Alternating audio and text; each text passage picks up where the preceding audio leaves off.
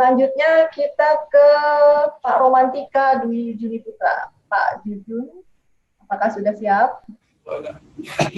Ya, silakan Pak Romantika.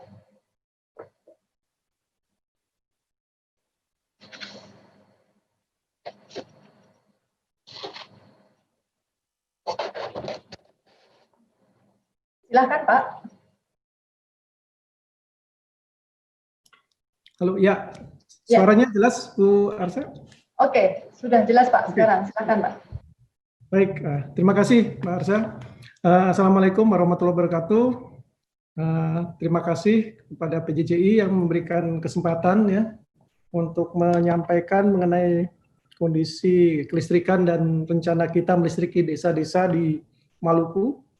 Jadi Indonesia Timur ini khususnya Maluku ini tidak hanya sangat perlu sekali perhatian, tidak hanya sekedar kajian, harapannya investasi-investasi juga banyak harusnya disalurkan ke Indonesia Timur. Ya. Jadi saya membawai area Maluku dan Provinsi Maluku Utara. Kalau dilihat dari tingkat rasio kemiskinan ini di Maluku ini masuk 3 besar. Ya, rasio. Tetapi dari indeks kebahagiaan menurut BPS itu tertinggi se-Indonesia. Jadi kalau bapak-bapak dan ibu-ibu yang merasa galau atau kurang bahagia, datanglah ke Maluku. Saya yakin akan pulang dengan bahagia. Pak Edi Widiono pun pernah ke Maluku dan ketika pulang saya lihat wajahnya cerah sekali dan banyak senyum kayaknya. Baik, jadi pada kesempatan ini sebenarnya isinya tidak jauh beda dengan kondisi di NTT, ya. Namun mungkin ada perbedaan sedikit yaitu mengenai potensi energi lokal. Kalau di NTT mungkin banyak PLTS, tapi di Maluku kita banyak potensi hutan, yaitu dengan mengembangkan PLT biomas. Jadi ini kalau dilihat peta Maluku, ya, ini cukup luas sekali. Kita kalau dari luasnya ada 800.000 km persegi, tapi itu kebanyakan laut. Ya. Di sebelah utara perbatasan dengan Filipina, di selatan berbatasan dengan Australia. Ya.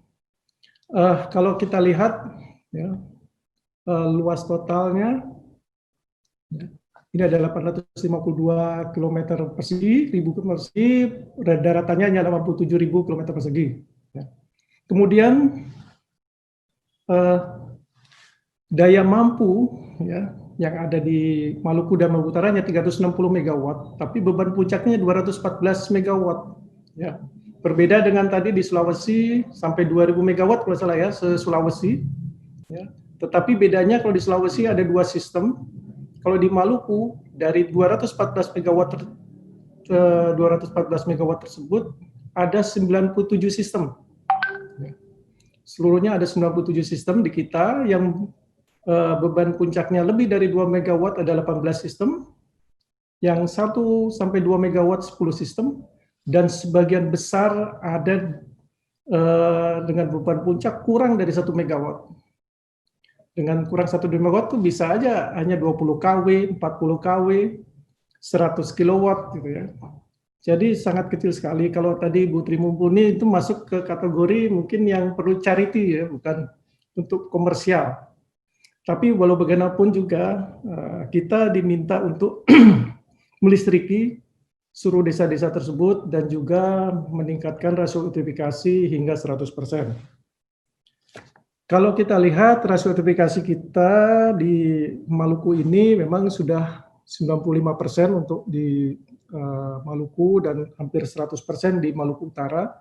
Namun kalau dari sisi atau pelanggan yang kita listriki dari PLN itu rasio elektrifikasi baru mencapai 87% di Maluku dan 84% di Maluku Utara.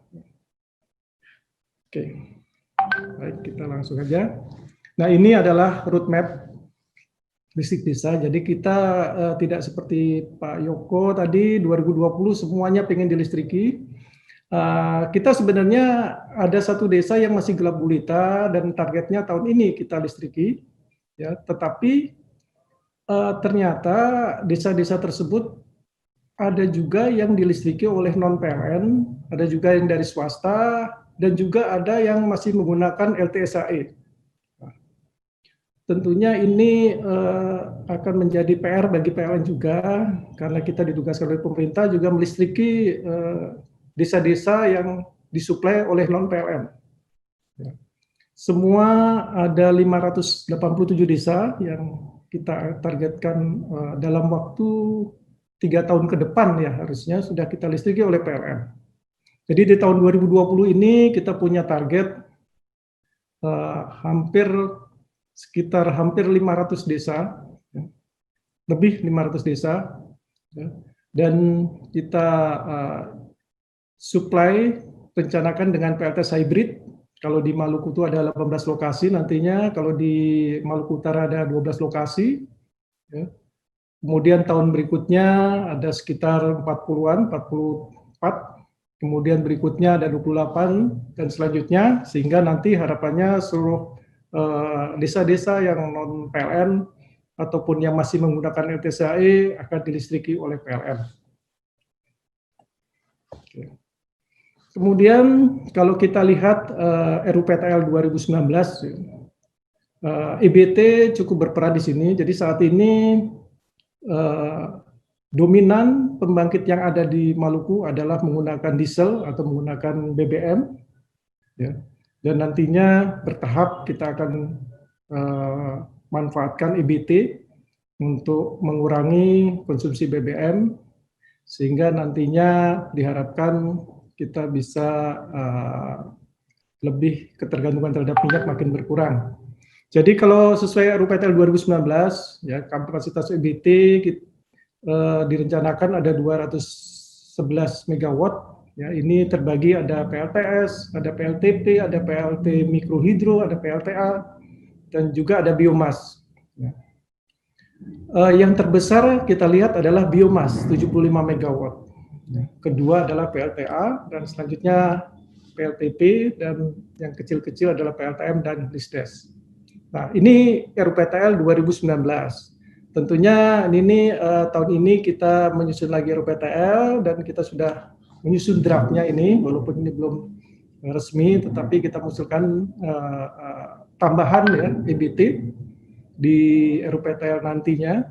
Ya, ini kalau kita lihat biomas bertambah jadi 85 megawatt yang akan kita rencanakan, ya. PLTA tetap 66, LISDES bertambah banyak juga 25,5, dan juga PLTS non LISDES juga ada 82 megawatt. Nah, kemudian bagaimana dengan peran IPP kalau dilihat dari sini ya. Jadi Maluku sendiri, PLN Maluku khususnya welcome sekali ya. Kalau ada IPP yang berminat untuk masuk ke dalam sistem di Maluku, ya. Sepanjang dia memenuhi 3 persyaratan. Yang pertama adalah masalah demand, karena kebanyakan proposal yang masuk minimal dia menginginkan kapasitas di atas 5 megawatt. Sementara beban-bebannya tadi cukup kecil-kecil, ya, ada yang 1, ada yang 2 megawatt, ya. Jadi tidak match. Oleh karena itu persyaratan pertama adalah kapasitas dari pembangkit tersebut bisa terserap oleh demand kita. Yang kedua, 2 menit lagi ya Pak? Ya, gimana? 2 menit lagi. Waduh, cepat sekali. Oke, saya cepat aja. Jadi yang kedua ini persyaratan IPP, siapa tahu ada yang minat dari IPP. Persyaratan pertama tadi demand-nya ada, yang kedua adalah intermittent tadi, sistem kita siap atau tidak, ya. Dan yang ketiga adalah, ini yang paling penting adalah bisa menurunkan BPP kita. Ya. Kalau selama ini ada BPP kita di satu tempat 2.300, kebanyakan yang kita datang ke sini menawarkan hanya turun sedikit, sekitar Rp2.000 umpamanya. Nah, kita inginnya lebih rendah lagi dari itu. Oke, baik, kita cepat saja karena tinggal 2 menit. Sementara kalau dilihat potensi yang ada di Maluku cukup besar sekali, ya. Ini lewat aja. Ini kita lihat, ini untuk potensi energi surya berbeda dengan yang di NTT. iradiasi matahari di sana cukup besar. Kalau di Maluku itu mungkin hanya tinggal 2/3 dari iradiasi yang ada di di Nusa Tenggara Timur, karena letaknya memang kalau NTT lebih di arah subtropikal ke arah Australia, kalau kita agak di tengah-tengah ke arah tropis atau di dekat Khatulistiwa, sehingga iradiasi mataharinya tidak sebesar di NTT. Kemudian kalau ini energi bayu juga ada, kemudian ada pengembang juga dari Sulawesi pernah datang ke Maluku juga untuk mengembangkan PLT Bayu di Ambon 15 megawatt, tetapi harganya masih belum cocok ya, lebih mahal yang pasti dari Sulawesi. Nah, ini gambar ini menggambarkan potensi energi bayu yang ada di Maluku dan Maluku Utara. Dilihat di sini ada di Dobo, ada di Somlaki, ada di ini Pulau Mangole. Kemudian ini ada rencana pembangkit PLTA dan mikrohidro yang ada di Maluku. Kemudian ini potensi PLT biomas, jadi banyak hutan di sini. Jadi tanah di Maluku ini subur sekali, ya. Oleh karena itu mungkin bangsa Eropa dulu datang ke Maluku memang karena tanahnya subur sekali. Ada cengkeh, ada lada, ada macam-macam rempah-rempah di sini, dan hutan pun juga subur sekali. Banyak pohon-pohon yang bisa dimanfaatkan untuk PLT biomas seperti acacia, manium, kaliandra, gamal, itu banyak tersedia di Maluku. Begitu juga di Pulau Yamdena, di Halmahera, ya, dan banyak-banyak tempat lainnya. Nah, namun memang ada beberapa potensi lain yang sampai saat ini kami belum banyak mendapatkan masukan atau kajian-kajian, yaitu mengenai laut. Ya, bisa saja kita pakai arus laut dan lain-lain, tapi itu sampai saat ini kami belum dapat kajian. Begitu juga dengan hidrogen, itu ada kajian tapi masih keekonomiannya belum masuk. Baik, saya pikir ini kendala sepertinya sama dengan Pak Yoko tadi di NTT.